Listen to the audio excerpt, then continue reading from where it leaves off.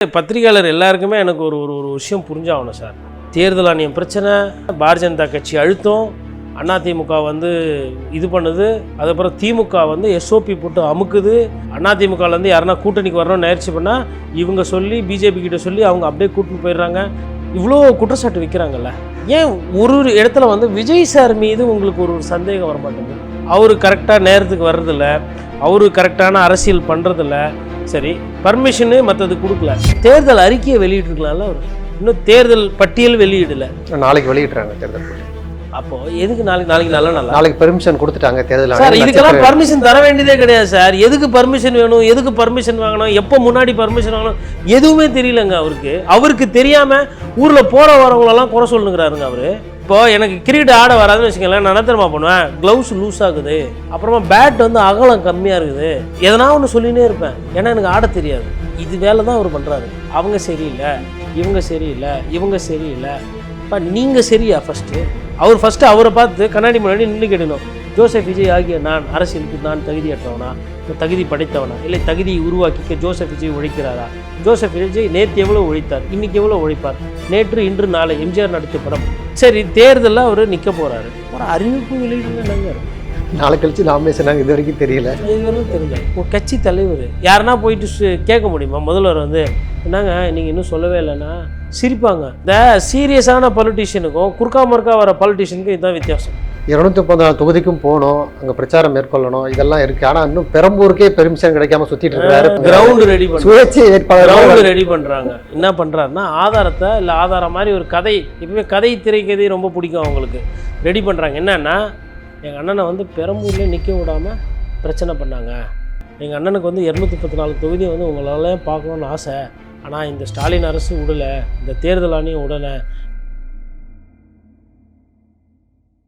Liberty Tamil நேயர்களுக்கு வணக்கம். இன்று நேர்காணலில் நான் சந்திக்க இருப்பவர் பத்திரிகையாளர் கோட்டீஸ்வரன் அவர்கள். வணக்கம் சார். வணக்கம் நேயர்களுக்கு அன்பு வணக்கம். தவேகா தலைவர் விஜய் அவர்கள் தேர்தல் அறிவிப்புக்கு பிறகு பயங்கரமாக வேலை பார்ப்பார், சூறாவளி பிரச்சாரத்தை மேற்கொள்வார்னு சொல்லி ஆதவர்ஜுனா ஏற்கனவே சொல்லியிருந்தார். ஆனால் தேர்தல் அறிவிப்புக்கு பிறகு எங்கேயுமே வெளியே வரல. இப்போ ஒரு கம்ப்ளைண்ட் கொடுக்கறதுக்கு வெளியே வந்தார். அதுக்கு முன்னாடி வளகாப்பு நிகழ்ச்சிக்கு போனார். தொடர்ச்சியாக இந்த பரப்புரையை கேட்குறாங்க, அந்த பரப்புரைக்கு தேர்தல் ஆணையம் அனுமதி மறுக்கிறாங்க. அந்த இடம் சிறுசாக இருக்குது, இவங்க 48 மணி நேரத்துக்கு முன்னாடி அனுமதி வாங்கலை, இது போன்ற சிக்கல்களும் தொடர்ச்சியாக சந்திச்சுட்டு வர்றாரு விஜய் அவர்கள். அவருடைய அந்த அடுத்த கட்ட நடவடிக்கை வந்து தொடர்ச்சியாக முடக்கப்பட்டுக்கிட்டே இருக்குல்ல, அது எப்படி பார்க்குறீங்க? அதாவது முடக்கப்படுது அப்படின்னு அவர் வந்து ஒரு குற்றச்சாட்டு வைக்கிறாரு. அந்த குற்றச்சாட்டில் எந்த அளவுக்கு உண்மை இருக்குது, எவ்வளோ முகாந்திரம் இருக்குன்றதை நம்ம ஒன்று ஒன்றா பார்ப்போம். பட் அதற்கு முன்னாடி வந்து ஆதவர்ஜுனா சொன்ன அந்த கருத்து, தேர்தல் ஆணையம் கண்டி தேதியை அறிவிக்கிட்டோம், அதுக்கப்புறம் எங்கள் அண்ணனை பாருங்கள், எங்கள் அண்ணனோட வீரத்தை பாருங்கள், வீராவேசத்தை பாருங்கள், உழைப்பை பாருங்கள், வேர்வையை பாருங்கள், பிரச்சாரத்தை பாருங்கள், யுக்தியை பாருங்கள். இப்படி நான் கொஞ்சம் எக்ஸ்ட்ராவாக விட்டு போட்டு சொல்கிறேன். ஏன்னா அவர் அந்த அந்த அந்த இமோஷன்ஸ், வார்த்தைகள் வேணால் மாறி இருக்கும், பட் ஆனால் அந்த இமோஷன்ஸை நல்லா ஆள் சார் வந்து நல்லா ஹைட் அண்ட் வெயிட்டாக இருப்பார் ஆதவ் சார். அந்த ஹைட் அண்ட் வெயிட்டுக்கு தோரணையாக பேசினோன்னா தொண்டர்கள்லாம் வந்து பயங்கர அப்படியே பூரிப்பாகி உட்காந்த ஒரு தருணம் அது. தொடர்ந்து இந்த மாதிரி உண்மைக்கு மாறான செய்திகள் தொடர்ந்து அவர் பரப்பிட்டுருக்காரு. என்ன அப்படின்னா, உண்மைக்கு மாறான செய்தி என்ன பரப்புகிறாருன்னா, அவங்க அண்ணன் ஒரு உழைப்பாளி, அவங்க அண்ணன் ஒரு கோவக்காரர், அவர் வந்து இறங்கி பிரச்சாரம் பண்ணால் மிச்சவங்கெல்லாம் காலி ஆகிடுவாங்க, அவர் வந்து பார்த்து இருக்கிறாரு, அவரை கோவப்படுத்தாதீங்க அப்படின்ற மாதிரி. இந்த ஒரு படத்தில் நினைக்கிறேன், ஒருத்தர் பிருத்திவிராஜ் வந்து நடிகராக இருப்பார், விமானத்தை கடத்திடுவாங்க, பக்கத்தில் வந்து சார் நீங்கள் ஏன் அமைதியாக இருக்கீங்க, எனக்கு தெரியும் சார், கடைசியில் நீங்கள் பண்ணுவீங்கன்னா அந்த ஹீரோவுக்கு தான் தெரியும், டே நான் சினிமாவில் சும்மா டம்மியாக பண்ணேன், நிஜ வாழ்க்கையிலலாம் நான் கிடையாது அப்படின்னு சொல்லிட்டு கடைசியில் ஏதோ ஒரு 2 சீனில் அவர் வந்து அவரோட வீரத்தை வந்து வெளிப்படுத்துவார். கிட்டத்தட்ட விஜய் சாரும் கிட்டத்தட்ட அந்த மாதிரி ஒரு சூழ்நிலை தான் அந்த நடிகர். அவர் பிருத்திவிராஜ்னு நினைக்கிறேன், அவர் அந்த ஒரு அழகாக நடிச்சிருப்பார் அந்த காட்சியை. நடிகை வந்து படத்தில் தான் பயணம், நடிகை வந்து படத்தில் தான் வந்து ஹீரோ, நிஜ வாழ்க்கையில் வந்து எல்லாரும் மாதிரியும் சாமானியன்னு அது யதார்த்தமாக காட்டியிருப்பேன். இங்கே வந்து பார்க்கும்போது என்னென்னா, இவர் வந்து இவருக்கும் உழைப்பு தெரில, இவர் கூட இருக்கவங்களுக்கும் என்ன பண்ணணும்னு தெரியல.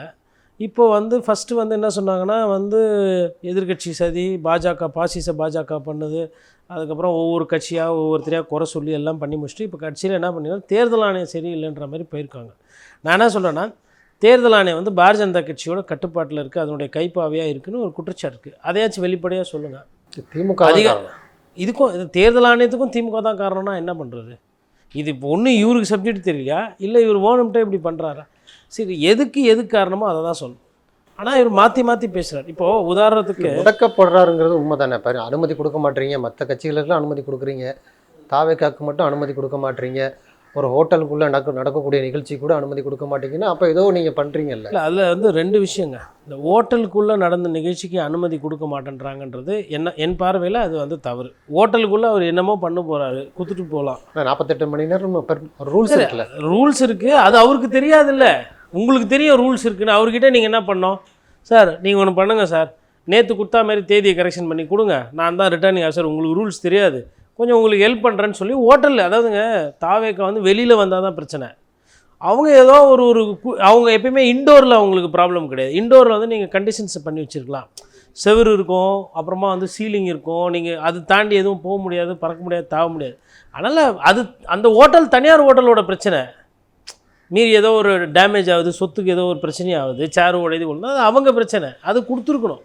அதில் வந்து எனக்கு மாற்று கருத்து. அந்த மாதிரி இனிமேல் நட்சத்திர விடுதி இல்லை தனியார் இடத்துக்குள்ளே நாங்கள் வைக்கிறோன்னு சொல்லி தாவேக்கா கேட்டாங்கன்னா தாயுள்ளத்தோடு கொடுத்துணும். இப்போ நம்ம சாலைக்கு வருவோம், அது குறுகின சாலை. இப்போ விஜய் அண்ணா வராருன்றதுக்கோசரம் அந்த 30 அடி ரோடை வந்து 100 அடி ரோடாக மாற்ற முடியுமா? இப்போது நெருக்கடின்னு சொல்கிறா இல்லைங்களா, அவர் எடுத்துக்காட்டு சொல்கிறேன். அது நான் கிட்டேருந்து பார்த்த தேர்தல், ஆர்கே நகர் இடைத்தேர்தலை டிடிவி தினகரனுக்கும் நெருக்கடி இருந்துச்சு. அதாவது எந்த மாதிரியான நெருக்கடினா, இங்கே வந்து அதிமுக ஆளுகின்ற அரசு, அப்போ எடப்பாடி பழனிசாமி அவர்களும் டிடிவி தினகரனுக்கும் தகராறு, சண்டை, நீயா நானான்ற மாதிரி இருக்கிறாங்க. உக்கிரமாக அவர் போய் ஆர்கே நகர் இடைத்தேர்தல் நிற்கிறாரு, ஆளுகின்ற கட்சிக்கு எதிர். அதே நேரத்தில் ஒன்றிய அரசையும் விமர்சனம் பண்ணுறாரு, பாஜகவையும் வந்து அன்னைக்கு வந்து திட்டுறாரு. அதாவது அப்போ வந்து இருந்த டிடிவி தினகரன் வந்து கிட்டத்தட்ட டிடிவி தினகரனா இல்லை டிஎம்கேவான்னு தெரியாத மாதிரி இருந்தார். அப்படி இருந்ததுனால தான் அந்த தேர்தலில் பார்த்திங்கன்னா டிஎம்கேவே 3வது போச்சு. வந்து அவரும் 2வது அதிமுகவும் 3வது திமுக போச்சு. இப்போ அந்த தேர்தலில் பார்த்திங்கன்னா இந்த மாதிரி இடையூறு நிறைய இருந்துச்சுங்க. பட்டு இதே தான் ஆகும். ஆனால் அவங்க வந்து 1 வாரம் முன்னாடியே அப்ளை பண்ணி டிலே ஆகும். 4 நாள் 5 நாளைக்கு முன்னாடி டிலே. என்ன சொல்லுவாங்கன்னா, உங்களுக்கு முன்னாடியே வந்து ஆல்ரெடி மருது கணேஷ் வந்து அந்த இடத்துல வந்து கூட்டம் போட்டது கேட்டிருக்காரு பாருங்கள், திமுக கேட்டிருக்கு. அப்புறம் இன்னொன்று அதிமுக கேட்டிருக்கணும். அப்போ வெற்றிவேல் தான் அந்த வேலையெல்லாம் பார்த்தார் கிட்டேருந்து. வெற்றிவேல் பார்த்தாங்க. அப்புறமா வந்து இவர் செந்தில் பாலாஜி கூட இருந்தாங்க அப்போது. அதுக்கப்புறமா வந்து அங்கே சந்தானம் சொல்லிட்டு ஒரு பை செயலாளர், அதுக்கப்புறம் கிட்டத்தட்ட ஒரு 5-6 பேர் வேலை செய்கிறாங்க. அப்புறம் உங்களுக்கு இன்றைக்கி தென் சென்னை மாவட்ட செயலராக இருக்கிறார் இவர் சுகுமார் பாபுன்னு சொல்லிட்டு கார்ப்பரேஷன் மாநகர தலைவரெல்லாம் இருந்தவர். ஸோ எதுக்கு சொல்ல வரேன்னா, ஒரு 5 பேர் அந்த வேலையை வந்து கிட்ட இருந்து பார்த்தாங்க. அதில் வெற்றிவேலோட அந்த பங்களிப்பு ரொம்ப அதிகம்.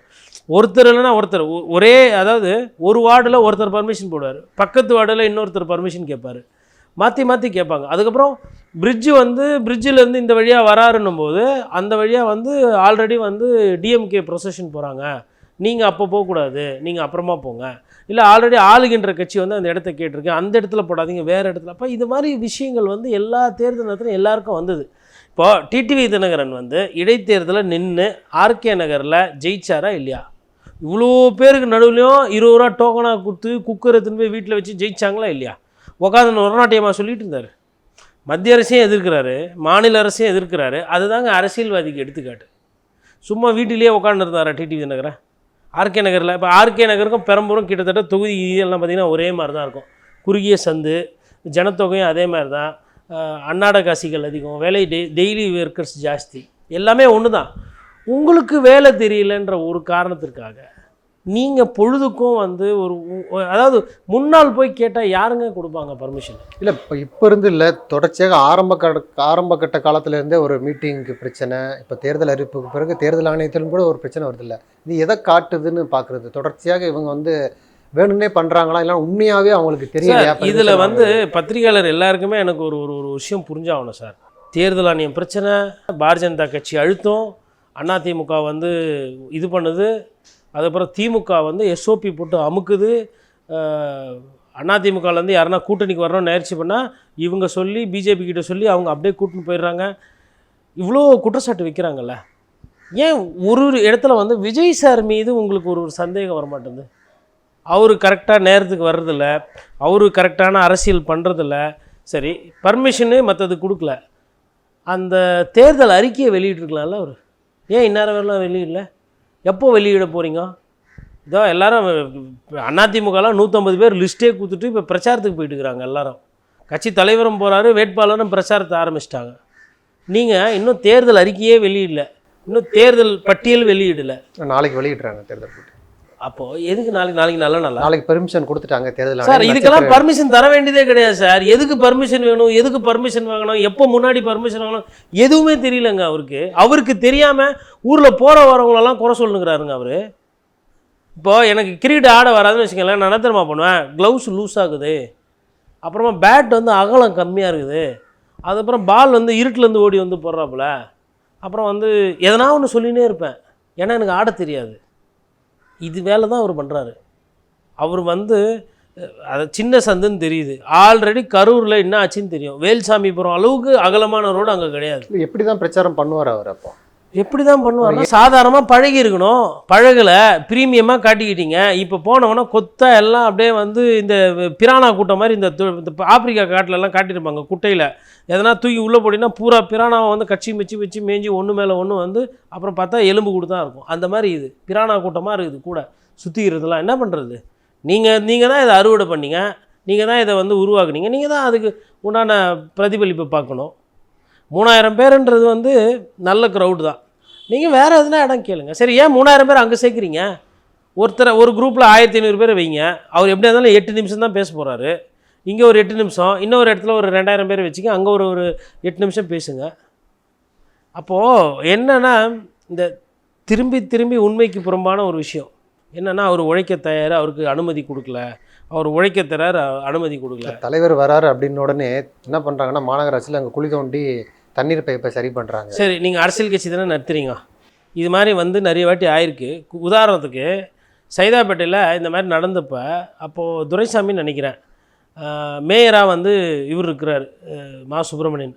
தேர்தல் நேரத்தில் வேணும்ட்டே இதெல்லாம் பண்ணுறாங்கன்னு சொல்லிட்டு ஃபோட்டோ எடுத்து இது பண்ணாங்க, கோர்ட்டுக்கு போகிறதுக்கு ரெடி பண்ணாங்க. அப்போது துரைசாமி வந்து கோர்ட்டுக்கு மூவ் பண்ணுறான்னு நினைக்கிறேன், இல்லை அதிமுகவில் யாருன்னு தெரியல, அவரா இல்லை வேறு யாருன்னா வந்துட்டு. அப்போ மா சுப்பிரமணியன் வந்து பத்திரிகையாளர் சந்திப்பு நடத்துகிறார். கூப்பிட்டு தேதி எத்தனாம் தேதி போட்டுக்குது, என்றைக்கு விட்ட டெண்டர் இது, டெண்டரில் முக்கால்வாசி வேலை பண்ணிட்டாங்க, மிச்சம் லாஸ்ட் பிட்டு வந்து பண்ணலை, அந்த வேலை நின்று இருக்குது. 70-80% வேலை முடிஞ்சிச்சு, மிச்சம் 80% ஏதோ பொருள் கிடைக்கலையோ இல்லை ஏதோ ஒரு டெக்னிக்கலாக ஒரு ரீசன் சொல்லிட்டு அதில் நின்று போச்சு. அதனால் அந்த மிச்சம் இருக்கிற ரோட போட்டாங்க. இப்போது சொல்லுங்கள், பத்திரிகையாளர் சொல்லுங்கள், இப்போ நான் போடட்டுமா வானாவா? புதுசாக நான் டெண்டர் விட்டு இல்லை புதுசாக நான் அப்போ தான் வந்து ரோடு வேலையை ஆரம்பிச்சுருந்தா நீங்கள் சொல்லுங்கள். 80% போட்டாச்சு, மிச்சம் ஒரு 200 மீட்டர் நின்று போயிருக்கு அந்த ரோட்டில், அதை வந்து இப்போ போடுறது. அப்போது தெளிவு வேணும். அப்போ இவர் என்ன பண்ணோம், இப்போது பத்திரிகையாளர்கிட்ட இல்லை வீடியோ பத்திரிகையாளர் சந்திக்க மாநகராட்சி விளக்கு முடிச்சாங்க, உடைந்த பைப்பை சரி பண்ணியிருக்கோம், இதில் என்ன பிரச்சனை இருக்குது? அப்புறம் என்ன உங்களுக்கு பிரச்சனை? இப்போ உடைந்த பைப்பை அப்படியே வச்சுன்னு இருக்கணுமா சார்? இன்னொன்று, நீங்கள் என்ன எதிர்பார்க்குறீங்க அரசியலில்? நீங்கள் ஒரு குத்து விட்டா எல்லாம் அப்படியே வாங்கிட்டு போய்ட்டு ஐயோ பயங்கரமாக ஸ்டார் அப்படின்னு படமாக இது சார்? பிரச்சனை பண்ணுவாங்க. டிடிவி தினகரனுக்கு ஆர்கே நகரனுக்கு நிறைய தினகரன் போட்டி போட்டாங்க. அப்புறம் திருப்பி இவருக்கு மதுசூதனுக்கு, ஆனால் நம்ம பேர்லேயே நிறைய மதுசூதனம் போட்டுக்கிறாங்கண்ணா. அரசியல்வாதிங்கன்னா அப்படி தாங்க இருக்கும். நீங்கள் என்ன எதிர்பார்க்குறீங்க? சேகர்பாபு வந்து அப்படியே சாந்த சுரூபியா வள்ளலார் மாதிரி அப்படியே தியானம் பண்ணுற ஒரு சேகர்பாபு எதிர்பார்க்குறீங்களா வடசென்னையில்? அதையும் சொல்லிட்டார் ஆதவ அர்ஜுனா. சேகர்பாபுடைய அடியாட்கள் என்னை காலி பண்ண வச்சுட்டாங்க அப்படிங்கிறாரு. ஆனால் அது வந்து கோவில் இடத்துல வச்சுருந்துருக்கிறாரு. இவர் ஹைட் என்ன, வெயிட் என்ன, இவர் சைஸ் என்ன, சரி காலி பண்ண வச்சுட்டாங்க. ஏன் உங்களுக்கு வேறு யாருமே கிடையாதாங்க? கட்சிக்காரங்களே இல்லையா? கட்சிக்காரங்க வீடு நிறைய நேரத்தில் தேர்தல் பணிமனை கிடைக்கலன்னா கட்சிக்காரங்க யாருன்னா ஒருத்தர் வீடு இருக்கும் இல்லையா, அந்த வீடை வந்து என்ன பண்ணுவாங்கன்னா, எப்போ நீ போய் எங்கன்னா தங்கிக்க, வீட்டை எடுத்துலாம் பண்ணியிருக்காங்க. இதெல்லாம் புதுசு கிடையாதுங்க, இவங்களுக்கு தான் இதெல்லாம் புதுசு.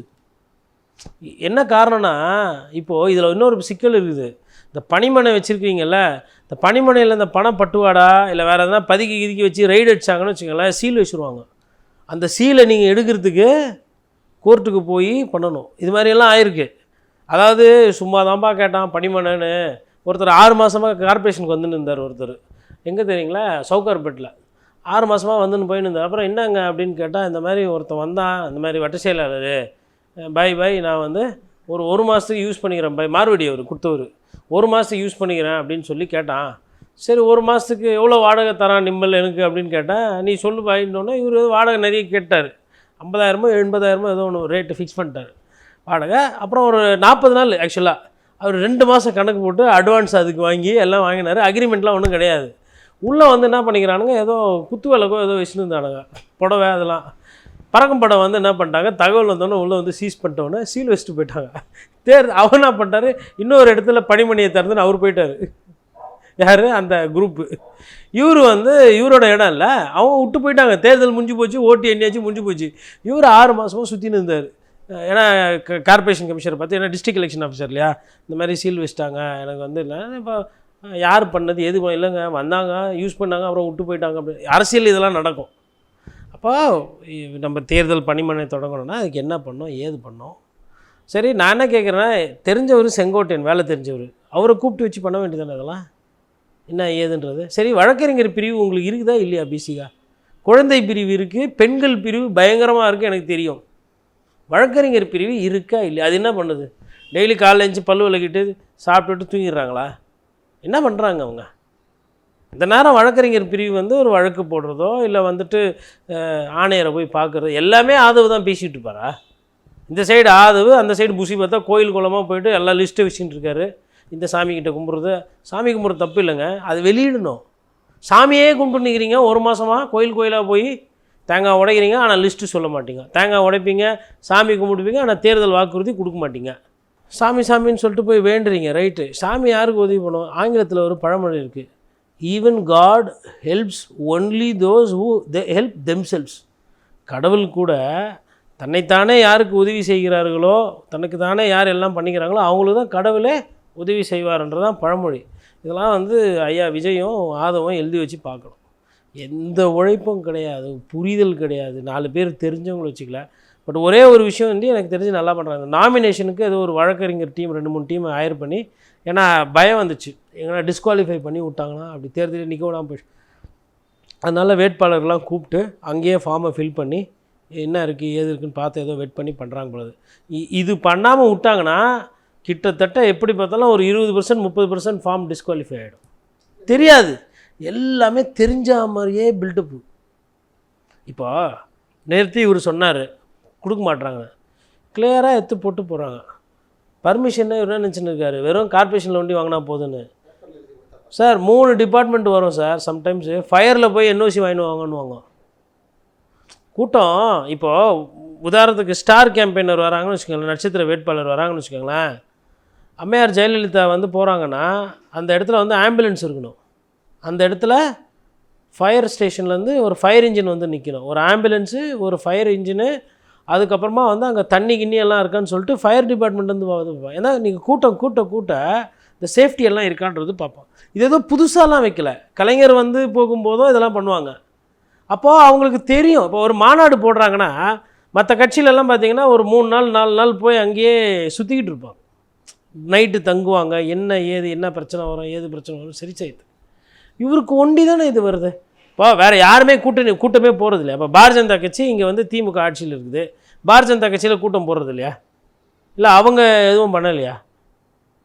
அப்போது நமக்கு தெரியல, நம்மளுக்கு இது சரியாக நம்ம எங்கேயோ தப்பு பண்ணுறோன்ற அந்த உணராமல் போகிற வரவங்களெல்லாம்.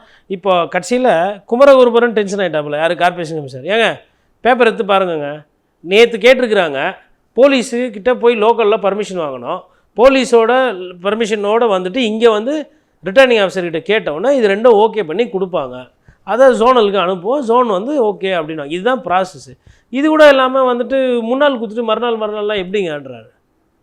இப்போ அவங்களுக்குமே அழுத்தம் தானே. இப்போ விஜய் வந்து அவங்கள திட்டுறாரு இல்லை அவங்கள குறை சொல்கிறார், அவங்க அதை எதிர்பார்த்துருக்க மாட்டாங்களா? ஆல்ரெடி என்னவோ ஏதோ இதுமாரி வராங்களே காலக்கே இருக்கிற மாதிரி என்னவோ அப்படின்னு ஒரு பயத்தில் இருப்பாங்க. பேப்பர் ஒர்க்கும் ஒழுங்காக பண்ணலான்னும் போது இதில் குறிப்பாக வந்து இப்போ நாளைக்கு வந்து வேட்பாளர் அறிமுகப்படுத்துகிறாங்கிறாரு. நீங்கள் சொன்னது போல் தேர்தல் அறிக்கை கூட வெளியிட வாய்ப்பு இருக்குது. இதில் முக்கியமாக பார்க்குறதுனா ஒரு கட்சி தலைவர் 234 தொகுதிக்கும் போகணும், அங்கே பிரச்சாரம் மேற்கொள்ளணும், இதெல்லாம் இருக்குது. ஆனால் இன்னும் பெரம்பூருக்கே பெர்மிஷன் கிடைக்காம சுற்றிட்டு இருக்காரு. பெரம்பூர்லேயே வேட்புமனு தாக்கல் பண்ண போகிறாங்க, கிரவுண்டு ரெடி பண்ணுறாங்க, சுயேட்சை வேட்பாளர் கிரவுண்டு ரெடி பண்ணுறாங்க. என்ன பண்ணுறாருன்னா ஆதாரத்தை இல்லை ஆதாரம் மாதிரி ஒரு கதை, இப்போவே கதை திரைக்கதை ரொம்ப பிடிக்கும் அவங்களுக்கு, ரெடி பண்ணுறாங்க. என்னன்னா எங்கள் அண்ணனை வந்து பெரம்பூர்லேயே நிற்க விடாமல் பிரச்சனை பண்ணாங்க, வேட்புமனுக்கு அவ்வளோ கஷ்டப்பட்டோம், எங்கள் அண்ணனுக்கு வந்து 234 தொகுதி வந்து உங்களாலையும் பார்க்கணுன்னு ஆசை, ஆனால் இந்த ஸ்டாலின் அரசு விடலை, இந்த தேர்தல் ஆணையம் விடலை, பாசிச திமுக தான் பார்த்தா பாசிச பாஜக, லைட்டாக பாஜக வந்து இந்த சமையலெல்லாம் லாஸ்ட்டில் கொஞ்சம் நெய் ஊற்றிக்குவாங்கல்ல டேஸ்ட்டுக்கு, அது மாதிரி கருவேப்பிலை மாதிரி லைட்டாக கொஞ்சம் லாஸ்ட்டாக சேர்த்துக்குவாங்க. மெயினாக போட மாட்டாங்க. அதனால் கடைசியாக அதையும் சொல்லிவிட்டு இதனால தான் வர முடியல அப்படின்னு. நான் வந்து கிட்டத்தட்ட 8 மாதமாக சொல்லின்னுக்கிறேன். அவர் உழைக்க மாட்டேன்றாரு, பர்மிஷன் வாங்க மாட்டேறாரு, எதுவும். அப்போவே வந்து எத்தனையும் பொதுக்கூட்டம் சொன்னாங்க. அதாவது 214 தொகுதி போக மாட்டாருன்னு சொன்ன உடனே என்ன பண்ணாங்க, இல்லை அவர் வேறு ஒரு ஸ்கெட்ச் வச்சுக்கிறாரு. என்னப்பா அது ஸ்கெட்சுன்னா, ஒரு 10 மாநாடு பெருசாக போடுற மாதிரி, அப்படியே 40 டிஸ்ட்ரிக்ட்டும் கவர் பண்ணுற மாதிரி, திருச்சியில் ஒன்று, நாகப்பட்டினத்தில் ஒன்று, மதுரையில் ஒன்று, சேலத்தில் ஒன்று, கோயம்புத்தூரில் ஒன்று, திண்டுக்கல்லில் ஒன்று, அப்படி ராமநாதபுரம் ஒன்று, எல்லாத்தையும் அப்படியே கவர் பண்ணுற மாதிரி. அதுவும் இல்லை, அதுவும் பூரா வந்து உண்மைக்கு மாறான செய்திகளை இப்படியே வதந்தியாக பரப்பி அவர் என்னப்பா பண்ணுவார், அவரை விடமாட்டேன்றாங்கப்பா. அவர் யார் விடலை, வளகாப்புக்கு போகிறாரு, ஃப்ரீயாக தான் போயிட்டு வர்றாரு, மற்ற நிகழ்ச்சிகள்லாம் ஃப்ரீயாக தான் போயிட்டு வர்றாரு. இப்போது நான் என்ன சொன்னேன்னா, புதுசாக எதனா யோசிச்சு பண்ணலாம்ல. எனக்கு பிரச்சாரமே தர வேணாம். நான் வந்து ஒரு வண்டி எடுத்துக்கிறேன், காலையில் 7 மணிக்கு பனையூர்லேருந்து கிளம்புறேன். ஈசிஆரில் விடுப்பா வண்டியா. போகிற வரவங்கிட்டலாம் வந்து நான் வெறும் டாட்டா காட்டுனே போகிறேன். டாட்டா காட்டு விசிலை காட்டுறேன். என்ன வழக்கு பதிவு பண்ணுவாங்க, பண்ணு. என் மேலே என்ன வழக்கு பண்ணுவேன்? நான் விசில் காட்டினேன், போயிட்டு என்ன சொல்லுவேன், என் மேலே கேஸு. விசில் காட்டினே போனார். ஆமாப்பா, தேர்தல் நேரம் அவர் சின்னத்தை அவர் காட்டின்னு போனார். என்னப்பா இதில் என்னப்பா இது அப்படின்னு. இப்போ இன்ஸ்பெக்டர், இன்னும் சார் அது டிராஃபிக்லாம் ப்ராப்ளம் ஆச்சு, எங்கப்பா வீடியோஸ்லாம் காட்டுங்கப்பா. டிராஃபிக்லாம் ஆனாமல் இருந்ததில்ல, எலெக்ஷன் நேரத்தில் வேறு வேலை இல்லை, போய்ட்டு ஒழுங்காக ஒரு அஃபிடாவிட், இதெல்லாம் ஒரு கேஸா அப்படின்னு கேஸு டிஸ்மிஸ் ஆகும். இப்போ யோசிக்கணும் ஒரு அரசியல்வாதினா. சும்மா நான் மாற்றுன்னு சொன்னால் ஒண்டி பத்தாது. அதிமுகவில் கால்வாசி வரமாட்டார் அவர் உழைப்பில். ஏங்க இப்போது எடப்பாடி பழனிசாமியை விட விஜய் வந்து நான் வந்து பெரிய ஆள், அந்த கட்சி மோசம், நான் தான் மாற்றுன்னு தான் பேசுகிறார் இல்லையா. 150 சீட்டு வேட்பாளர் அறிவிச்சுட்டு பாஜகன்ற ஒரு கட்சியை அக்கில் மடக்கி வச்சுக்கின்னு 27 சீட்டு கொடுத்துட்டு 27 22 தோக்குற சீட்டு கொடுப்பாங்களாப்பா யாருன்னா? நீ ஹிந்தி பேசிக்கோ, டெல்லி கூப்பிட்டுக்கோ, என்ன வேணால் பண்ணிக்கோ. அவ்வை சண்முகம் சாலையில் உங்களை கதை வச்சு செஞ்சு விட்றேன்னு பண்ணி விட்டார். இப்போ கிட்டத்தட்ட முதல்வர் ஸ்டாலின் அவர்களும் காங்கிரஸுக்கு அதையே செய்வாருன்ற நம்பிக்கை எனக்கு இருக்குது. இந்த 2 தேசிய கட்சிகளையும் திராவிட கட்சிகள் எந்த அளவுக்கு அமுக்குதோ அந்த அளவுக்கு அது தமிழ்நாட்டுக்கு நல்லது.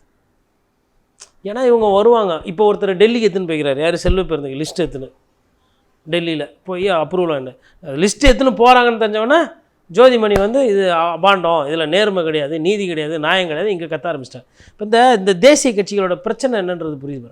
இந்த 2 திராவிட கட்சிகள் ஸ்ட்ராங் ஆகிடுச்சுன்னா இதுக்கப்புறம் கூட்டணியே வைக்க மாட்டாங்க.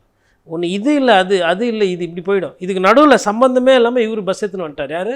விஜய் சார் வந்துட்டு அவங்க சரியில்லை, இவங்க சரியில்லை.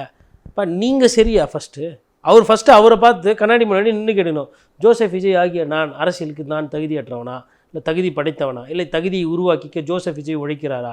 ஜோசப் விஜய் நேற்று எவ்வளோ உழைத்தார், இன்றைக்கி எவ்வளோ உழைப்பார்? நேற்று இன்று நாளை எம்ஜிஆர் நடித்த படம், நேற்று இவ்வளோ உழைத்தேன், நாளை இவ்வளோ உழைப்பேன், நாளானிக்கு இவ்வளோ உழைப்பேன். இப்படி பேசி ப்ராக்டிஸ் பண்ணிட்டா மனப்பாடம் ஆகிடும். ஓகே, நம்ம இப்படி ஸ்லோவாக இருந்தால் முக்கியமான விஷயங்களில் கோவப்படுறாருல. இப்போ ஒரு கட்சி பெண்கள் குறித்து பேசின உடனே இரவா போய் கம்ப்ளைண்ட்லாம் கொடுத்தாருல, புகார் கொடுத்துட்டு வந்தார். அதுபோல் முக்கியமான விஷயங்கள் பேசுவார். ஓகே, முக்கியமான விஷயம் எது? ஐயா பொன்ராஜ் அவர்கள் பேசின அந்த ஆபாசமான ஒரு விஷயம், அதுதான் நாட்டிலே பெரிய பிரச்சனை. இப்போ அவர் வாதத்துக்கே நான் வரேன். பாலியல் சென்ட்ரல் பிரச்சனையில் உயிரெலாம் போயிருக்குது, அந்த அளவுக்கு பிரச்சனை இருக்குது. எதிர்கட்சிகள் அதெல்லாம் அந்த பிரச்சனையை எழுப்புறாங்க, பண்ணாங்க. இவர் என்ன பண்ணார்? பொன்ராஜ் ஒருத்தர் கலாச்சாரம் கேவலமாக போது, சீரழியுதுன்ற அந்த ஆதங்கத்தில் அவர் பேசிட்டார். அப்படி அவர் பேசினதை நான் நியாயப்படுத்தலை, அது அவராச்சு அவங்களாச்சு, சரிங்களா? கண்ணியமாக தான் பேசுவார். அன்றைக்கி ஏன் அப்படி கொஞ்சம் கண்ணிய குறைவாக வார்த்தையை விட்டார் எனக்கு தெரியல. ஆனால் அவர் யார் அப்படி தூண்டுனது? ஒருத்தர் அப்படி பேசுகிறதுக்கு, ஒரு பொன்ராஜ் பேசினதுக்கு இன்றைக்கி இவ்வளோ பேர் வக்காலத்து வாங்குறீங்களே. அவர் பொன்ராஜியோட எதிர்வினை பார்த்தீங்கன்னா எவ்வளோ லேடிஸு எவ்வளோ மோசமாக, எவ்வளோ ஆபாசமாக, அப்புறம் எவ்வளோ பேர். அண்ணன் நாம் தமிழ் கட்சி சீமான் அண்ணன் கூட கரெக்டாக சொன்னார். என்னென்னா, வண்டியாக என்னை பற்றி பேசியிருக்கான், என் குடும்பத்தை வளைச்சிருக்கான். விஜய் ரசிகர்கள் வந்து அஜித்தை பற்றி பேசியிருக்காங்க, அஜித் வீட்டம்மா பற்றி பேசுகிறாங்க, ரஜினி அவர்களை பற்றி பேசிக்கிறாங்க. பத்திரிகையாளர்கள் யாருன்னா பேசினா 3 தலைமுறை 4 தலைமுறை போய் நோண்டி திட்டுறது. சாட்டை துருமுறைன்னா அந்த பேச்சு பேசியிருக்காங்க. நீங்கள் யாரை விட்டீங்க இன்றைக்கி? அப்போ உங்கள் வீட்டில் மற்றவங்களோட வீட்டில் இருக்கிற லேடிஸு, மற்றவங்களோட குடும்பம், நீ இந்த தொழிலுக்கு வேறு பாரு, அதை பாரு, ரெட் லைட்டு கிட் லைட்டு மண்ணாங்கட்டி, நீ என்ன தொழில் பண்ணுற இப்படி, அப்புறம் உங்கள் வீட்டு பெண்கள் அப்படியெல்லாம் இவ்வளோ பேர் பேசினாங்கல்ல. அப்போல்லாம் வாயை மூடிக்கின்னு தானே இருந்தார் அவர். அப்போ பகுத்தறிவு சமுதாயத்தில் இப்படி சீர்கேடு பண்ணுறாங்க நம்ம ஆளுங்க, வாயை வந்து கண்டமேனிக்கு விடுறாங்க, சமூக வலைதளம் அவ்வளோ ஆபாசமான வார்த்தைகள் போடுறாங்கலாம் தெரியலையா? அப்போ தெரியலையா? கண் இருக்குதா இல்லையா? இப்போ நானாச்சும் கண்ணாடி போட்டுனுக்கிறேன், அவர் நல்லா தான் இருக்கிறாரு, கண்ணாடி கூட போகிறது கிடையாது. ஏன் பார்க்க வேண்டியதுன்னா வர்ச்சுவல் வாரியர்ஸ் என்னெல்லாம் பண்ணி வச்சுக்கிறாங்கன்னு. ஏங்க வர்ச்சுவல் வாரியர்ஸ் பண்ணதுக்கு எதிர்வினை ஆற்றி இருக்கிறார் பொன்ராஜ். இப்போ சீமான் கேட்குறாரு, நான் வேணா கேஸ் போட்டான்னு கேட்குறாரு.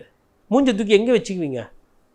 உங்கள் மேலே போடணுன்னா நான் என்ன சொல்கிறேன்னா, இதை கேஸு போடணும். பொன்ராஜ் மேலே ஒருத்தர் மேலே கேஸ் போட்டோம், அதுக்கப்புறம் எவ்வளோ பேர் எடுத்துன்னு போய் தாவேகா மேலே கேஸு கொடுக்க போகிறாங்கன்னு ஒண்டி பாருங்கள்.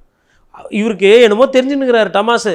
10 கேஸு போட்டு 10 கேஸில் இவரையும் சேர்த்து வலிச்சாங்கன்னு வச்சுக்கோங்களேன், இவர் வாழற வாழ்க்கை இவரால் போய் மேஜிஸ்ட்ரேட் கோர்ட்லலாம் நிற்க முடியாது. இப்போ ஒரு சில பத்திரிகையாளர், ஒரு சில வழக்கறிஞர்கள்லாம் வந்து கேஸு போடுறாங்கன்னா அதை எதிர்கொள்கிற அந்த கெப்பாசிட்டி இருக்கும். வா போட்டுக்கலாம், நீ கேஸ் போடுறியா, நானும் கேஸு போடுறேன், வா பார்த்துக்கலாம், நீ நானு. இவர் அந்த மாதிரி போகிறவர்லாம் கிடையாது. இவர் வந்து வாய்தா அளவில் அதுக்கு முன்னாடியே விசாரணைக்கே பொங்கல் வருதுங்க, புரிஞ்சுக்கங்க, ஜனநாயகம் படம் வருதுங்க, புரிஞ்சுக்கங்க அப்படின்னு. அப்புறம் வெளியில் வரும்போது டாடா காட்டுன்னு வருவார். என்னமோ அவர் வந்து இவங்க கொடுக்குற அந்த பில்டப் இருக்கு இல்லைங்களா, பில்டப்பு பிரம்மாண்டம் கொஞ்சம் கொஞ்சமாக ஜனங்க கிட்ட அப்படியே உடையுது. அவர் வந்து என்னென்னா, யாருன்னா உழைச்சி கொடுத்தாங்கன்னா அதை வச்சு ஒரு அறுவடை செஞ்சுட்டு போகலான்னு பார்க்குறாரு. அதிமுகவோட வாக்கு வங்கியே திருட பார்த்தாரு. அதுக்கப்புறமா வந்து முதல்ல வந்து அறிஞர் அண்ணா பற்றி பேசவே இல்லை. அப்புறம் அறிஞர் அண்ணாவை தொடலைன்னா சிக்கலாக வருது, நம்ம எதிர்பார்த்த அளவுக்கு வரலன்னா அண்ணாவை சேர்த்துக்கிட்டார். அதுவும் பத்தலன்னா அப்புறம் எம்ஜிஆர் சேர்த்துக்கினார். அப்புறம் அம்மையார் ஜெயலலிதாவை. அப்புறம் நம்மளை உழைப்பாளி இல்லைன்னு சொல்கிறாங்களேன்னா, உழைப்பாளிக்கு எடுத்துக்காட்டாக இருந்தால் கலைஞரையும் சேர்த்துக்கினார். பிடிக்குமானா ஆமாம் பிடிக்கும் அப்படின்னு. அப்போது ஒரு தன்மையற்ற ஒரு மனிதர் அவர், அவ்வளோதான். ஒரு நிலையான ஒரு முடிவு, ஒரு கோட்பாடு. சரி, தேர்தலில் அவர் நிற்க போகிறாரு, ரைட்டாக நாமினேஷன் ரெடி பண்ண ஒரு அறிவிப்பு வெளியிடல என்னங்க இருக்குது? நாளை கழிச்சு நாமினேஷன் நாங்கள் இது வரைக்கும் தெரியல, இதுவரைக்கும் தெரியல. ஒரு கட்சி தலைவர் யாருன்னா போயிட்டு கேட்க முடியுமா? முதல்வர் வந்து என்னங்க நீங்கள் இன்னும் சொல்லவே இல்லைன்னா சிரிப்பாங்க. இப்போ அதெல்லாம் அண்டர்ஸ்டுடுப்பா, எல்லாம் ஆல்ரெடி தெரியும். சேலத்தில் எடப்பாடி நிற்கலையாமே அப்படின்னா வந்துட்டு அதிமுககாரங்க சிரிப்பாங்க. அப்போ அதெல்லாம் தெரியும்ப்பா. சிரிக்கிறது இப்போ 2 பேர், ஒன்று அண்ணாமலை சார், இன்னொன்று விஜய் சார். அவரை தொகுதி எதுன்னு தெரியலையா? நீங்களே நிற்கலன்னுவீங்க, நீங்களே வந்து எனக்கு விருப்பம் இல்லைங்கண்ணா, நான் நிற்கலன்னா அது நான்வீங்க. அப்புறம் சரிப்பா சீட்டு இல்லைப்பா அப்படின்னா என் தொண்டர்கள்லாம் கோபமாகறாங்களா? இதே வேலை தானே இவர் பண்ணுகிறீங்க. இந்த சீரியஸான பொலிட்டிஷியனுக்கும் குறுக்கா மறுக்கா வர பொலிட்டிஷியனுக்கும் இதுதான் வித்தியாசம். இவங்க என்ன பண்ணுவாங்க, நான் உன்னை கிளப்பி விட்டுட்டு அதை வைத்து சுலபமான அரசியல். விஜய் அவர்கள் அதுதான். நான் என்ன சொல்கிறேன்னா, அண்ணாமலை மனசு கஷ்டத்தில் இருக்கிறாரு. இப்போ கூட ஒன்றும் தப்பு இல்லை, காது வச்ச மாதிரி சைலண்ட்டாக பேசி இப்படிங்க வந்துடுங்க, எனக்கு உங்களை மாதிரி ஆள் தான் தேவை. ஆதரவு பண்ணுறப்பல பிரச்சனைலாம் உங்களவுக்கு இல்லை, நீங்கள் அதை நல்லா பண்ணுவீங்க. இன்னொன்றுங்க, எனக்கு என்னமோ சந்தேகம் இருக்குது, நிறைய உள்ளுக்குள்ளே ஒவ்வொருத்தரும் ஒவ்வொரு அண்டர்ஸ்டாண்டிங் இருக்குது. பிஜேபி என்னடான்னா டிஎம்கே மேலே நடவடிக்கையே எடுக்க மாட்டேங்குது. ஆனால் விஜய் என்னடான்னா எப்போ பார்த்தாலும் டிஎம்கேவே தான் திட்டுறாப்புல, பிஜேபியை திட்டவே மாட்டேன்றாப்புல. அதிமுக இவங்களை நம்பலாமா வானாமா, பிஜேபி நம்ம கூட தான் இருக்கிறன்றாங்க, ஆனால் பண்ணுறதெல்லாம் நமக்கு எதிராக இருக்குது அப்படின்னு அந்த பிரச்சனை. காங்கிரஸ் என்னென்னா கூட்டணி வச்சுருக்கிறது திமுகவோட, ஆனால் யாருக்கும் தெரியாமல் ஒரு உறவு தாவேகாவோட வச்சுருக்கு. அதே நேரத்தில் வந்து உழைக்கவே மாட்டேங்குது. அப்படி உழைக்காமல் இருந்தால் அது அதிமுகவுக்கு செய்கிற பலம். ஒரு தெளிவே இல்லாமல் இருக்கிறாங்களே. டிஎம்டிக்கே நேற்று வரையிலும் வந்து இப்போ கொஞ்ச நாளைக்கு வரலாம் இந்த சைடில் எதிர்த்து பேசுகிற மாதிரி இருந்தாங்க. திடீர்னு பார்த்தா மறுநாள் ஈசா யோகாவில் முடிஞ்ச உடனே அப்புறம் பார்த்தா அறிவாலயத்தில் கேட்டில் நிற்கிறாங்க. இதாவது நான் சொல்கிறது, ப்ராப்பராக அரசியல் பண்ணும்போது இவ்வளோ பிரச்சனைகள், இவ்வளோ முரண்லாம் இருக்குது. இவரது மொத்தமாகவே முரண், ஊழலுக்கு எதிர்னாரு. பாண்டிச்சேரியில் யார் வந்தாலும் சேர்த்துக்கிறது. யார் என்ன எந்த கட்சி என்ன பேக் அதெல்லாம் இல்லை. எங்களுக்கு வேட்பாளர் இல்லை, வேட்பாளராக வரியா, செலவு பண்ணுறியா, இந்த வேட்பாளர் நீ தான். எல்லாம் ஏன் வேட்பாளர் இன்னும் ஏன் அதை வெளியிடலைன்னா, எனக்கு தெரிஞ்சது வேட்பாளர் கிடைக்கல, நிறைய தொகுதியில் தேடிட்டு இருக்கிறாங்க. விஜய் ரசிகராக ஒண்டி இருந்தால் பத்தாதில்ல, காசு பணம் செல்வாக்கு அதெல்லாம் வேணும் இல்லைங்களா? அதனால் வந்து அது மாதிரி யாருன்னா பணக்காரர் போனாங்கன்னா அவங்ககிட்ட காசை வாங்கிட்டு சீட்டை கொடுத்துட்டு அவங்க தோக்கிறத விசில் வச்சு வேடிக்கை பார்ப்பாங்க. நன்றி. நிறைய நல்ல பயனுள்ள தகவல்களை நேயர்களுக்கு சொல்லியிருக்கீங்க. உங்களுடைய நேரத்துக்கு மிக்க நன்றி. நன்றி.